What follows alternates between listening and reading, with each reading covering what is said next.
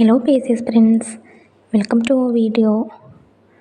നമുക്കിന്നൊരു ഗണിത പ്രശ്നം പരിചയപ്പെട്ടാലോ? ചോദ്യം എന്താണെന്ന് നോക്കാം.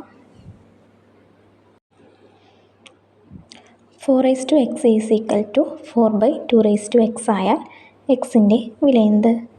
നമുക്കിവിടെ എക്സിൻ്റെ വില കണ്ടുപിടിക്കണം. എങ്ങനെയാണ് കണ്ടുപിടിക്കുകയെന്ന് നോക്കാം. നമുക്ക് ചോദ്യത്തിൽ തന്നിട്ടുള്ളത് 4x is equal to 4/2x. നമുക്ക് 2xനെ 4xൻ്റെ സൈഡിലേക്ക് കൊണ്ടുവരാം. അതായത് 4x into 2x which is equal to 4.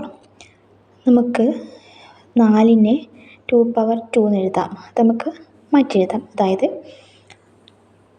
2/2 whole power x into 2x which is equal to 2/2. 2/2 എന്ന് പറയുന്നത് 4 ആണ്. നമുക്ക് മൾട്ടിപ്ലൈ ചെയ്യുമ്പോൾ 2/2x into 2x which is equal to 2/2. a/m into a/n എന്ന് പറയുന്നത് a/m+n ആണ്. അതായത് 2/2x ഇൻറ്റു 2x എന്ന് പറയുന്നത് 2/2x + x ആണ്, which is equal to 2/2. That implies 2/2x + x എന്ന് പറയുന്നത് 2/3x ആണ്, വിച്ച് ഈസ് ഈക്വൽ ടു 2/2.